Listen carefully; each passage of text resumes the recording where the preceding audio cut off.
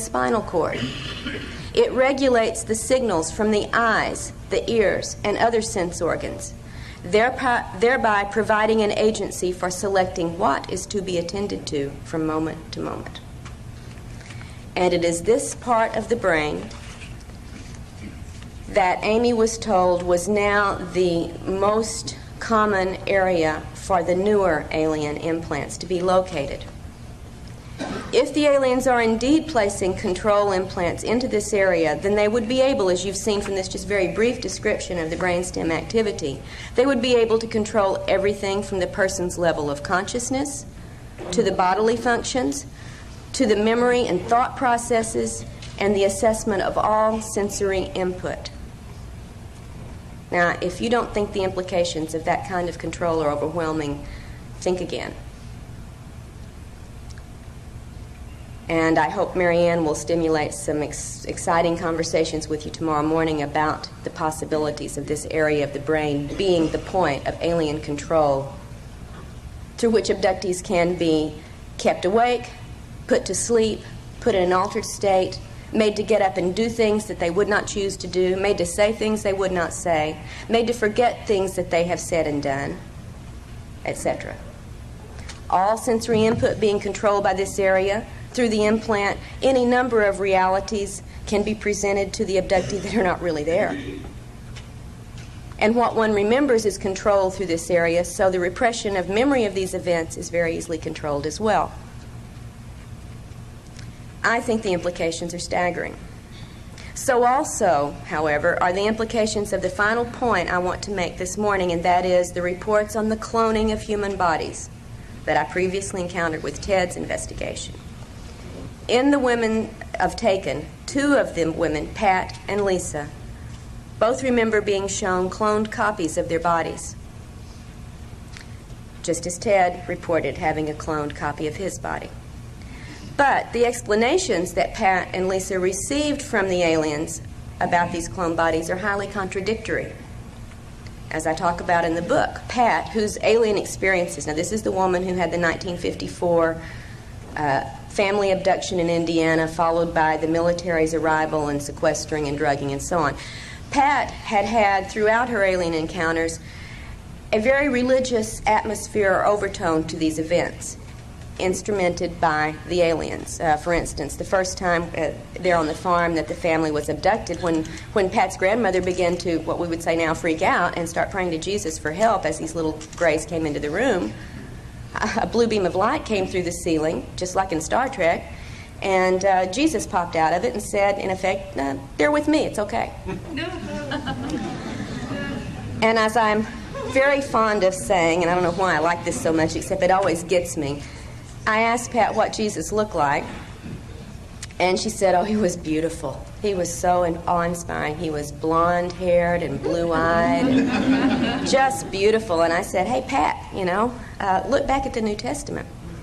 I don't think that's what Jesus probably looked like, historically speaking. And it went right over Pat's head, and she said, with tears of joy in her eyes, well, this one did. They knew how to push Pat's buttons. She was a very religious person. She was also told essentially that the aliens there with her were angels, and that their job was to prepare new bodies, as mentioned in the Bible, for the coming return of Jesus and the resurrection.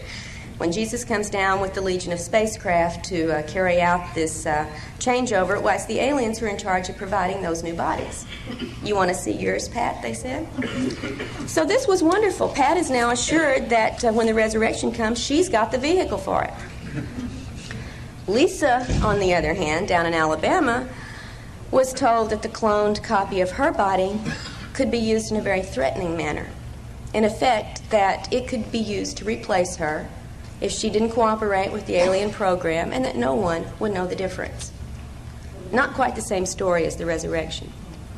I would point out that such an implication of threat and replacement was also made to Ted Rice during an abduction when he was a young teenager, and there were several other teenagers abducted with him at that time, and cloned replacement threats were made also at that point.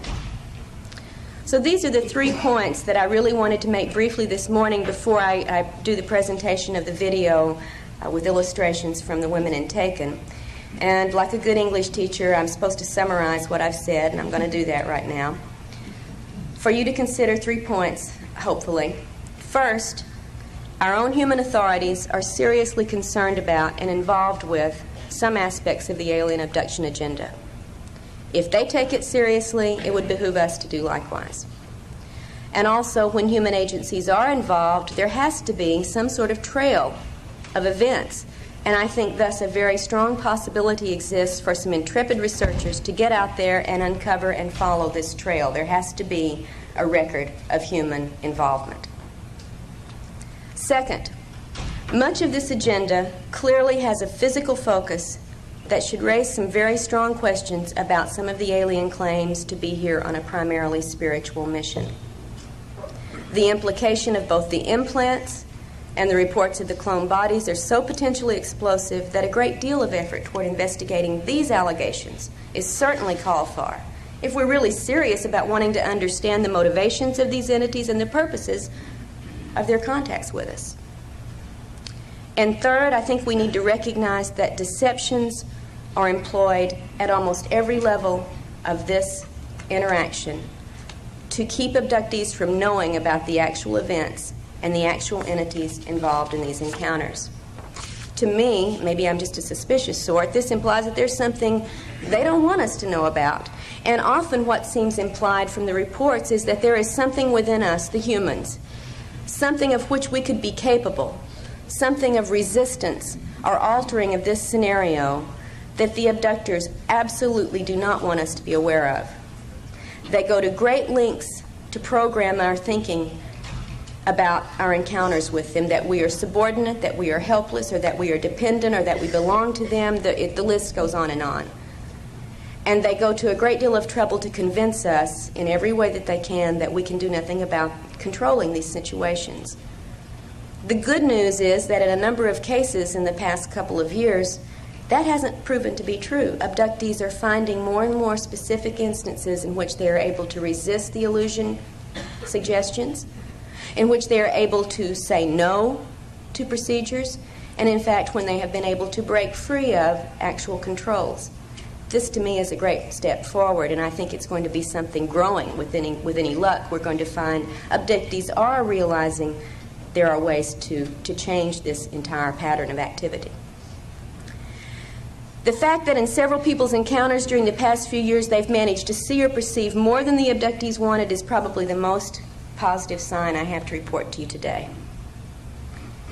Also, as a species, our ability to perceive the energies and the presence of these entities, I think, may be increasing. Maybe it's thanks to a number of possible influences. I'm not really trying to make a claim for where this increased perceptive ability may be coming from, but I think it's probably part of the accounting for the massive awakening to this phenomenon that you and I and our generation has witnessed, especially in the last decade. If these encounters have been a hidden part of humanity's reality for a long time, as such some researchers believe and present evidence for, then don't you think that the fairly recent explosion of contact reports is some kind of proof that things are not business as usual in this abduction game right now? Something is changing. But without an understanding of the screens and the virtual reality capabilities, however, we are left with only alien-created illusions to assess and act upon. And I think that keeps us from any real, useful responses to the situations occurring in our lives and so many other people's lives today. Only a fool would ignore the transitional state of events and ideas and beliefs in the time in which we're living right now, and I don't think any of us here are fools. All of these things that I mentioned at the beginning of my talk this morning are polarizing our society at an alarming rate, and we have no idea right now really of the direction things are going to go in the future. And that's in the general society. Within ufology, theories abound and arguments rage over especially the abduction controversy. And sometimes it's reached such extremes that I feel very confident this morning in predicting that we won't have the answer anytime soon if this keeps up. We should be admonished to get past the differences and start working on the similarities and the shared interests that we all have in this field. But we do have some answers, at least, some start report answers anyway. For instance, we know abductions are real. We know that the abducting agenda includes very physically oriented goals. We know that the abductors contradict themselves and often give false information, as well as information we don't have any way of testing. We know they are capable of masterful illusions. We know that they always take control of us during encounters, which to me is a sign that they fear an unfettered Homo sapien. And we know that our government knows about this situation and is actively involved to the level of carrying out covert and illegal actions against its own citizenry. No matter what the truth ultimately proves to be, we have to go for it. I mean, without it, we're like children playing with shadows. And we're ignorant, and we're certainly unempowered to deal with and confront whatever the real entities are behind this masquerade. To take it all at face value is foolish. To take none of it at face value is ridiculous. Investigations into this field cannot be anything more important for us to be doing right now than to dig past our wishes, dig past our fears, and dig for objective reality and understanding. Well, that's the sermon for this morning, folks. What I'd like to do with the rest of my time is to show you and make brief commentary on some of the illustrations and photographs from the women in Taken, and I'll ask the gang over there in the corner to start the video. And before you do, Craig, just a moment. Most of the video is of slides, of photos and drawings. At the very end of this, however, is an excerpt from a videotape one of the women in Taken made when she was having extreme military aircraft activity over her rural cattle ranch in Tennessee. And I might point out that mysterious deaths and cattle mutilations on that area during this time corresponded to those in Alabama that Linda has made us all familiar with, and none of which were explained. Even when there were no mutilations, the dead cattle were simply, all they could find was unknown toxicology, and it led in a year's time to a loss of $11,000 worth of cattle. So this is something pretty big for the family involved here. So there will be a little bit of video at the end of this. So Craig, let's go for it. This is the farmhouse in Indiana in 1954, Pat and her siblings and her mom. This is where the aliens abducted the family, and then the next morning the military came and sequestered them. This is the only drawing that Pat has made of later experiences. She called that little device the soul machine, and she sat on it and ran her hands over those little holes of different colored light, and she heard a sound they told her was the sound of her soul. I'd love to hear about other reports similar to this if any of you know of them. This was also in the facility where she was shown the cloned body. This is Polly's drawing of some of the bulbous, wrinkled-headed aliens. She said they almost posed for her to get this conscious memory. You know how often they don't give you very much to take that consciously. And this kind of alien description has turned up in other people's reports. We'll see one more in here, in fact, in a little bit. From Lisa, here's one of her. She says, "I'm no artist. Don't tell me I am, because I know I'm not." And I think she did great for being no artist to show the hooded figures. These are less frequently reported, but this one she was able actually to see some facial features, where very often the hood completely obscures them. This is Lisa's drawing of another of the bulbous-headed entities, spinal cord. It regulates the signals from the eyes, the ears, and other sense organs, thereby providing an agency for selecting what is to be attended to from moment to moment. And it is this part of the brain, kept awake, put to sleep, put in an altered state, made to get up and do things that they would not choose to do, made to say things they would not say, made to forget things that they have said and done, etc. All sensory input being controlled by this area through the implant, any number of activity. They would be able to control everything from the person's level of consciousness to the bodily functions to the memory and thought processes and the assessment of all sensory input.